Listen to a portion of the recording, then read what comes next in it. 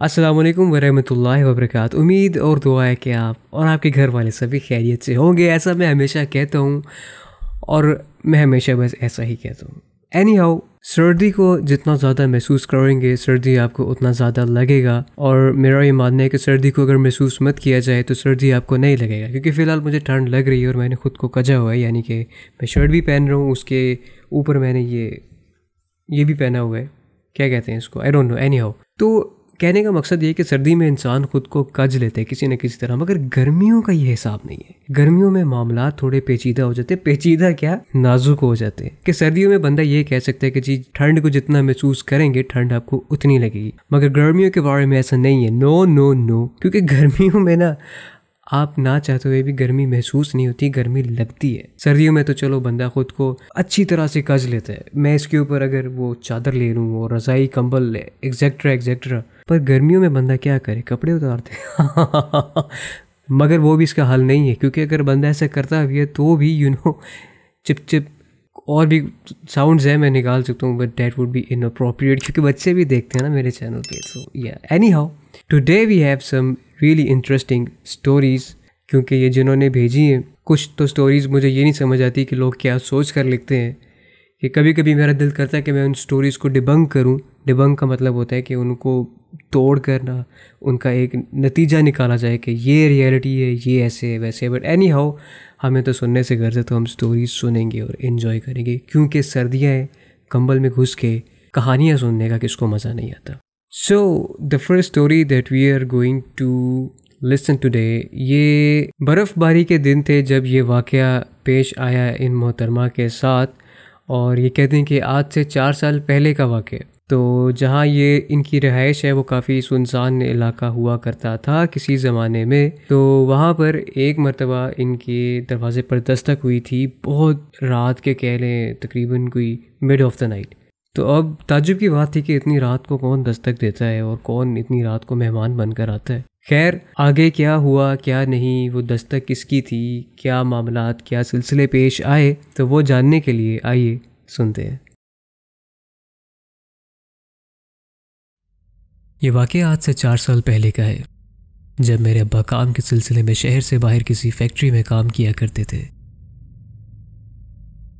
जनवरी का महीना था जब एक रात अचानक घर के दरवाजे पर दस्तक हुई। क्योंकि घर में सिर्फ मैं, मेरी अम्मी और छोटा भाई था, तो हम बहुत एहतियात से दरवाज़ा खोलने गए, क्योंकि रात बहुत हो चुकी थी। अम्मी ने आवाज़ देकर पूछा, मगर हमें जवाब नहीं मिला और दोबारा दस्तक हुई।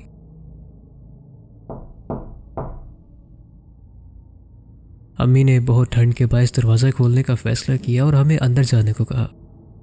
दरवाज़ा खोलने पर पता चला कि सामने तो हमारे वालिद साहब खड़े हैं। अम्मा खिलखिला उठी और हमें आवाज़ दी कि आ जाओ, हम यूं ही परेशान हो रहे थे, ये तो तुम्हारे अब्बा हैं। वालिदा ने अब्बा से अचानक आने की वजह पूछी तो वो खामोश रहे, बस कमरे में गए और सो गए। वालिदा को महसूस हुआ कि थक गए होंगे, लिहाजा सुबह मामलात पूछूंगी। सुबह जब मेरी वालिदा की आंख खुली तो वहाँ अब्बा नहीं थे। सब जगह देख लिया मगर कहीं नहीं मिले, गली मोहल्ले भी पता किया मगर उनका पता ही नहीं चल रहा था।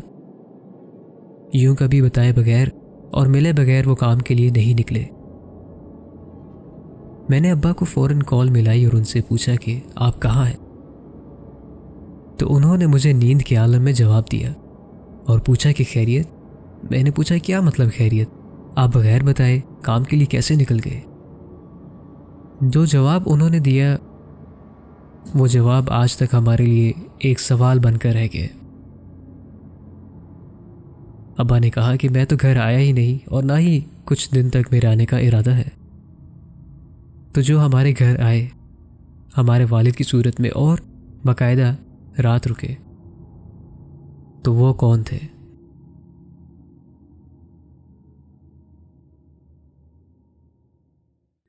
सुबह उठकर दुआएं पढ़ने के बाद सबसे पहले YouTube का कमेंट सेक्शन में लाजमी देखता हूँ, क्योंकि उसमें कोई ना कोई खूबसूरत सा कमेंट तहरीर किया गया होता है कि जो मैं लाजमी चेक करता हूँ। तो इसी तरह एक सुबह तकरीबन पिछले दिनों की बात है, मैं उठा, मैंने यूट्यूब का कमेंट सेक्शन खोला तो वहाँ पर एक कमेंट था कि जो मुझे बहुत ही अच्छा लगा। आमना खान का ये कमेंट था, it's been a year and you are still underrated, I don't know why, even I don't know why के I am still underrated, but anyhow moving on. I mean you post such an interesting content, but इंशाल्लाह we are hoping to see you rise. इंशाल्लाह मैं भी ऐसा ही wait कर रहे हैं कि कदूं वो राइज आए ताकि साढ़े भी कोई आर पार सिचुएशन हो। एनी हाउ अल्हम्दुलिल्लाह for everything, whatever I have is more than my हैसियत। और अल्लाह ताला के बाद आप सबका भी बहुत शुक्रिया। टू बी वेरी ऑनेस्ट, मैं दिल से आप लोगों का शुक्रिया अदा करना चाहता हूँ, क्योंकि आप लोगों की वजह से ये चैनल जो है ग्रो कर रहा है और आप लोग इतने सपोर्टिव हैं कि इवन मैं जब अपलोड नहीं भी करता तो यू गाइज नो कि देयर इज़ समथिंग रॉन्ग, और या फिर I am being lazy, to be very honest. I mean I know that even if things go wrong I have you guys at my back. और एक content creator के लिए सबसे ज़्यादा बड़ी सपोर्ट यही होती है। So thank you so much guys, brofist जी। Moving on to the second story, हवेली की पहले भी काफ़ी 1-2 कहानियाँ नरेट हो चुकी हैं इस चैनल पर। तो ये क्यों मुख्तलिफ है बाकियों से, क्योंकि इसमें 3 के बजाय 4 मंजिलें हैं हवेली की, और एज़ यूजुअल बच्चों का सबसे ऊपर वाली मंजिल पर जाना मना है। मना क्यों है वो तो ऑब्वियसली हम सबको किसी न किसी हद तक मालूम ही है, मगर फिर भी हम इस कहानी को सुनेंगे और देखेंगे कि जब वो उस मंजिल पर पहुँचे थे, चौथी मंजिल पर, तो उनके साथ क्या वाक़यात पेश आए, और ये कि उस चौथी मंजिल पर ऐसा क्या था कि वहाँ पर इन बच्चों को जाने से मना किया गया था।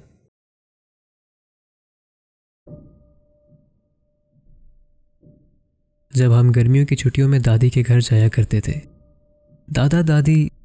दादा को विरासत में मिली हवेली में अकेले रहा करते थे। हवेली की 4 मंजिलें हैं जो आज तक कायम है। हम बच्चे भी वहां जाया करते थे, तो हमें तीसरी मंजिल तक जाने की इजाज़त थी। चौथी मंजिल क्योंकि छत से जुड़ी थी, इसलिए हमें वहां जाने की इजाज़त नहीं थी। सारा दिन थक हार कर फिर हम दादी के हाथ के पकवान खाने बैठ जाया करते थे। ऐसे ही रोज़ के मामूल के मुताबिक एक दिन हम दादी के इर्द गिर्द बैठे थे कि मुझे ख्याल है कि मेरा सबसे छोटा भाई आयान हमारे बीच में मौजूद नहीं है। क्योंकि कम उम्र थी, इसलिए बड़ों की डांट से बचने के लिए हमने फैसला किया कि उसे खुद ही ढूंढ लें। वो पहली बार थी कि जब हम चौथी मंजिल तक गए थे और देखा कि आयान वहाँ किसी के साथ खेल रहा है, और वो जिसके साथ खेल रहा है वो भी एक बच्चा ही है। हमने खामोशी से आयान को आवाज़ दी ताकि किसी को पता न चले कि हम सबसे ऊपरी मंजिल पर है, और उसे पूछा कि ये जो तुम्हारे साथ है, जो खेल रहा है तुम्हारे साथ बाकायदा, ये कौन है और तुम यहाँ तक अकेले कैसे आए? तो उसने बताया कि मुझे ऊपर तक ये बच्चा लेकर आया। बच्चा काफ़ी पीछे खड़ा था, जिसकी वजह से हम छाँव में उसे देख नहीं पा रहे थे। हम सब बच्चों ने उसे आवाज़ दी, मगर वो अपनी जगह से हिल नहीं रहा था। जैसे ही हमने उसकी तरफ कदम बढ़ाया तो वो धुएं की तरह वहां से गायब हो गया। ये मंजर देखकर मुझ समेत सब बच्चे बहुत रोए। अम्मी अब्बा आवाज़ें सुनकर ऊपर आ गए और हमें नीचे ले गए। सारा वाकया बताने पर दादी ने बताया कि बहुत अरसे से हवेली खाली रहने की वजह से यहाँ एक ख़ानदान आ बसा है। ना हमने कभी उनको तंग करने की कोशिश की और ना ही वो हमें कभी तंग करने आए। वो मंजर आज भी मेरी आंखों के सामने ताज़ा है।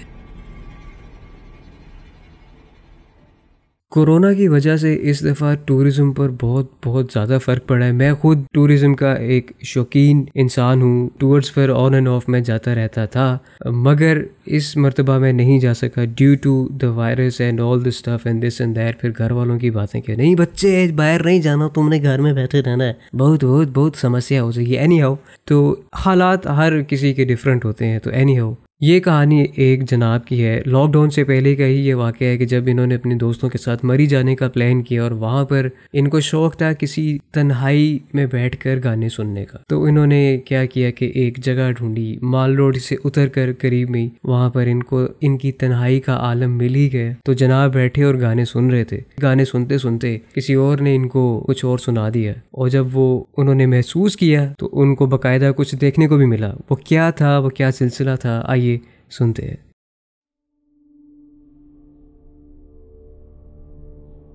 मेरा नाम उमर है और घर में प्यार से मुझे सब उम्मी कहकर बुलाते हैं। घर में लाड प्यार मिलने की वजह से दोस्तों से भी हमेशा लाड उठवाता था। कॉलेज के दिन थे जब दोस्तों ने कहा कि मरी में स्नो फॉलिंग शुरू हो गई है, तो अब वहां जाना बनता है। सब अपने घर से इजाजत ले आए ताकि हम जल्द से जल्द वहां जा सके। दोस्त के कहने के मुताबिक मैंने घर जाते ही अम्मी अबू से 2 दिन की इजाजत ली और फिर हम मरी के लिए रवाना हो गए। लाडला हूं तो किसी ने एतराज भी नहीं किया। अगले ही रोज हम मरी के लिए निकल गए। वहां पहुंचकर सबने फैसला किया कि सफर की थकावट है तो अभी सब खाना खाने जाएंगे और फिर उसके बाद घूमने निकलेंगे। खाना खाते ही हम सब मॉल रोड के लिए निकल पड़े। सबको कुछ न कुछ देखना था और मुझे किसी खामोश जगह पर बैठकर बर्फबारी देखनी थी। ठंड के बायस रश जल्दी खत्म हो रहा था। मुझे एक छोटी सी पहाड़ी मिली, मॉल रोड से उतरकर थोड़ा करीब में, जहां मैं बैठकर हेडफोन्स लगाकर गाने सुनने लगा। अभी कुछ देर ही हुई थी, मुझे लगा कि मेरे पीछे से कोई तेजी से गुजरा है। पहले तो मैंने तवज्जो नहीं दी, मगर ये सिलसिला रुका नहीं। मुझे लगा कोई दोस्त है जो शरारत कर रहा है। मैंने उसे दिखाने के लिए कि मुझे कोई फर्क नहीं पड़ रहा, अपने ध्यान में मस्त बैठा रहा कि अचानक मेरे मोबाइल स्क्रीन पर एक अक्स दिखाई दिया और आवाज आई, उम्मी। ठीक ऐसे ही जैसे किसी ने मेरे कान में सरगोशी की हो। मैंने फौरन से पीछे देखा लेकिन वहां कोई नहीं था। मेरे दोस्तों ने आकर मुझसे पूछा, तुम यहां अकेले बैठे क्या कर रहे हो और तुम्हारे रंग क्यों उड़े हैं? तो उन्हें मैंने अपने वाक़े के मुतालिक बताया कि यहां मैंने एक सायादार आदमी देखा जिसका कद ऊंचा और शक्ल अजीब सी थी, और मुझे ऐसे ही लगा था कि जैसे किसी ने मेरे कान के पास मेरा नाम पुकारा हो, वो भी सरगोशी में। बस फिर मुझे याद नहीं कि मेरे साथ मज़ीद क्या हुआ, क्योंकि मैं बहुत घबराया और सहमा हुआ था। बस आया क्या था और कौन था ये मैं नहीं जानता, मगर ये सबक मिल गया है कि ऐसी मखलूक ऊंची पहाड़ियों जैसी जगहों पर आसानी से दिखाई दे सकती है। कुछ बच्चों में ना आदत होती है कि उन्हें मालूम होता है कि कुछ चीज़ें हमारे लिए हैं, कुछ चीज़ें हमारे लिए नहीं है। फॉर एग्जांपल कुछ बच्चों को मना किया जाता है कि बेटा ये खाने की चीज़ है, ये तुम खा सकते हो, ये तुम नहीं खा सकते। उसके बावजूद भी बच्चे वही चीज़ मुंह में डालते हैं कि जिनसे मना किया गया होता है। तो ये भी एक ऐसे ही बच्चे की कहानी है कि कब्रिस्तान में जुमेरात के जुमेरात ये अपने वालिद के साथ जाया करते थे अपनी दादी की कब्र पर फूल डालने के लिए। तो एक दफ़ा क्या हुआ कि कब्रिस्तान में इन्हें कुछ इस तरह का कोई ऐसी चीज़ मिली कि जो ये अपने साथ घर ले आए, और घर ले के तो आए, सोने पे सुहागा उसको घर के बगीचे में दबा दिया। उसके बाद जो मामलात हुए वो काफ़ी हैरान कुन थे। तो आइए सुनते हैं।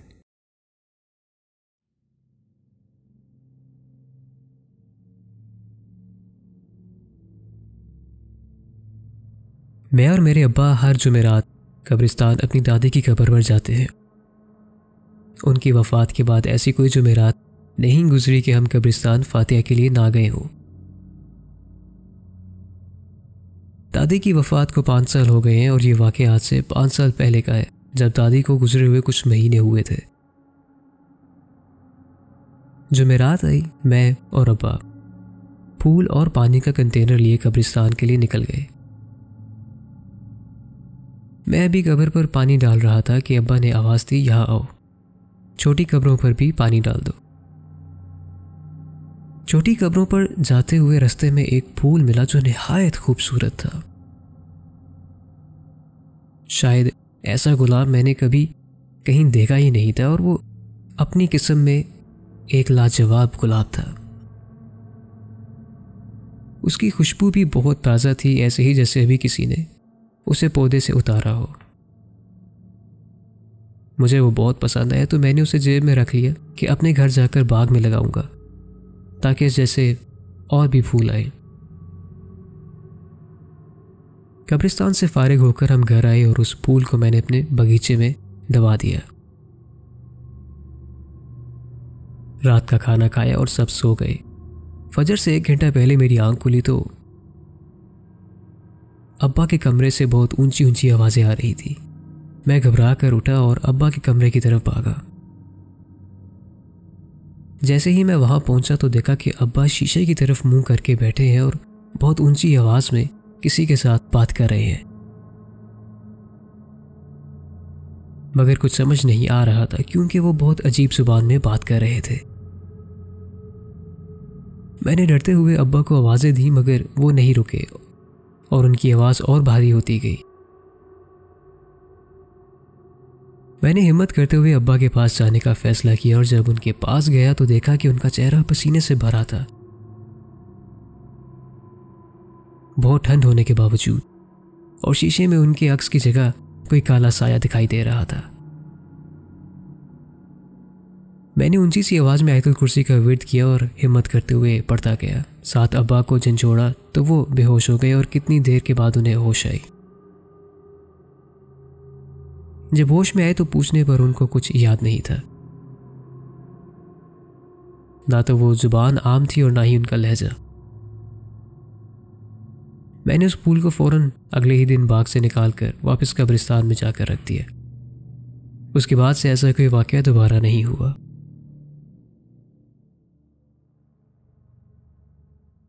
दुनिया तो कहाँ की कहाँ जा रही है, मगर फिर भी आज के दौर में भी इंसानियत को मद्देनज़र रखते हुए कुछ लोग हैं कि जो नेकी का काम करते हैं बगैर किसी गर्ज के। तो ये कहानी एक केटरिंग सर्विस करने वाले आदमी की है और ये नरेट उनकी बेटी ने की थी कि जो उनके साथ वक्त गुजारना चाहती थी, मगर क्योंकि उनका शेड्यूल बहुत बिजी हुआ करता था तो वो अपने वालिद के साथ उस तरह से वक्त नहीं गुजार सकती थी जब उनके वालिद काम किया करते थे। तो एक मरतबा बहुत जिद करने पर इन्होंने अपने वालिद से दरख्वास्त की कि मुझे भी अपने साथ काम पर ले जाया करें। तो होता क्या था कि ये इन्होंने एक चीज़ नोटिस की कि इनके जो वालिद साहब थे वो जब केटरिंग सर्विस से फारिग होते थे तो जो खाना बचता था उसमें से कुछ हिस्सा वो एक खाली टेबल पर रखवा देते थे और उसे कोई मुलाजिम या कोई और बंदा हाथ नहीं लगाता था। मगर अगले दिन वो प्लेटें भी साफ़ होती थीं और वो खाना भी खा गया होता था।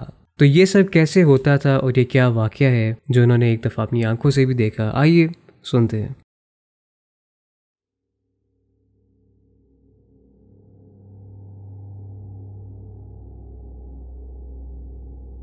ये वाक़या दिल दहला देने वाला तो नहीं, लेकिन जिस उम्र में मैंने ये देखा मेरे लिए काफ़ी हैरानकुन था। बहुत अरसे तक मैंने खुद को समझाकर इस वाक़े को भूलने की कोशिश की कि जादू था या फिर किसी बड़े का मजाक। मेरे अब्बा कैटरिंग सर्विस का काम करते थे। चूँकि ये काम उनके वालिद यानी कि मेरे दादा भी किया करते थे, लिहाजा ये कारोबार सालों से चलता आ रहा था। अब्बा रात देर तक घर आते थे और सुबह को जल्दी घर से रवाना हो जाते थे। मेरा दिल करता था कि ज़्यादा से ज़्यादा वक्त उनके साथ गुजारूं, मगर ऐसा होता नहीं था, ख़ास तौर पर शादियों के सीज़न में। एक रोज़ मैंने जिद करके अब्बा के साथ जाने के लिए अब्बा को मना लिया। वहाँ जाकर भी अब्बा जी के साथ उस तरह से वक्त तो नहीं गुजार सकी, मगर एक हैरानकुन वाक़या ज़रूर देखा जिसके बाद मैंने दोबारा कहीं जाने की जिद नहीं की। मैं देखती हूँ कि अब्बा के पास जितना भी खाना बचा वो उन्होंने दूर एक मेज़ टेबल पर रख दिया और अपने मुलाजिम से कहा कि सुबह आकर बर्तन याद से ले आना। मुझे समझ नहीं आया कि अब्बा ने खाने को इस तरह से टेबल पर क्यों रखवा दिया और ये कि बर्तन खाली कैसे होंगे। अब्बा से पूछा तो वो मुस्कुरा दिए और कहा कि मेहमान आएंगे और खाना खा लेंगे। मेरा ध्यान फिर उसी खाने पर रहा क्योंकि अब्बा की बात से तसल्ली नहीं हुई। अब्बा और उनके साथी सब अपने कामकाज में मसरूफ़ थे और मैं वहीं बैठी उस टेबल पर नज़र रखे देख रही थी कि मेरे देखते ही देखते अचानक वहाँ पड़ी जलेबी मिकदार में कम होने लगी। मुझे लग रहा था कि मेरी आंखों का धोखा है, मगर ऐसा नहीं था। वहाँ पड़ी एक और प्लेट भी साफ़ हो गई।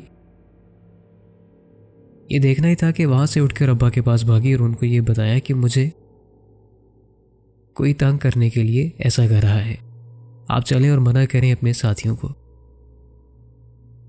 तो अब्बा फिर मुस्कुरा दिए और कहा कि कोई भी नहीं है, मेहमान है अल्लाह के, वो खाना खाकर चले जाएंगे, तुम परेशान मत हो।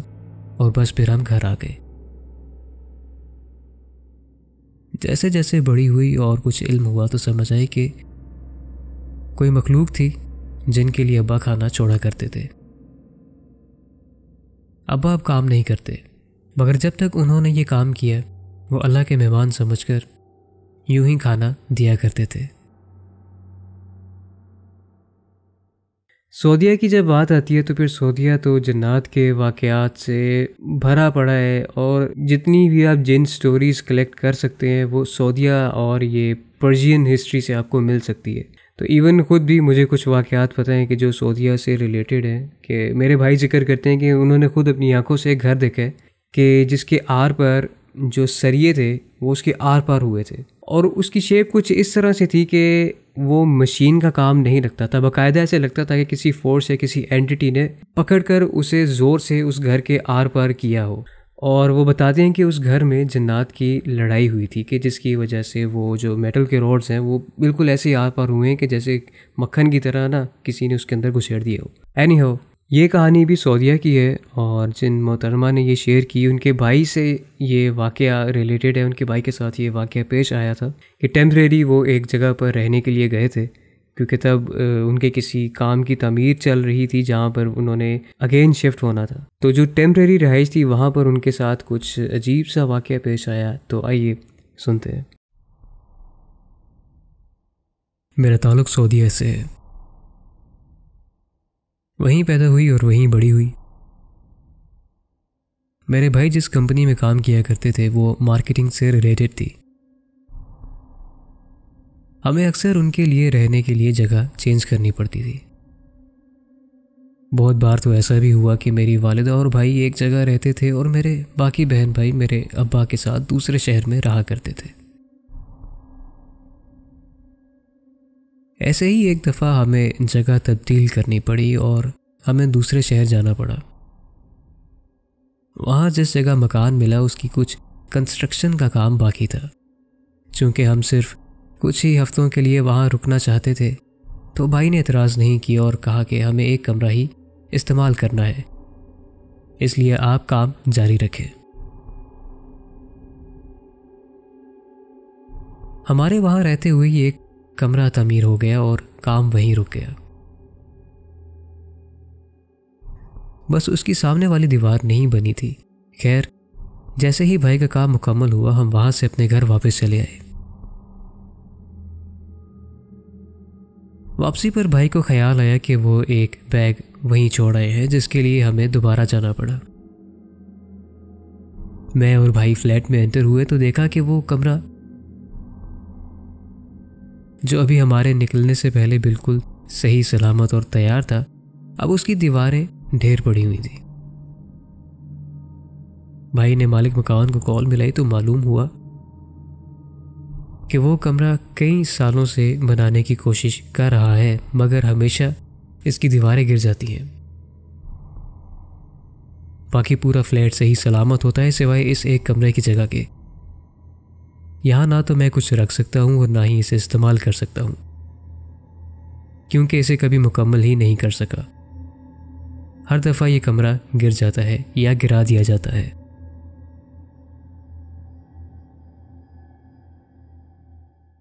So that's it for today. I hope you enjoyed this episode. और अगर आपको पसंद आया है तो you know what to do. Share it with your friends and family and जिस चीज़ के साथ भी करना चाहते हैं। And don't forget to subscribe and tap the bell notification, क्योंकि उससे आपको हर वीडियो की फौरी नोटिफिकेशन मिल जाएगी। तो इसी तरह अपनी दुआओं में याद रखिएगा और मैं भी आपको दुआओं में याद रखूँगा, because you never know what's coming. See you.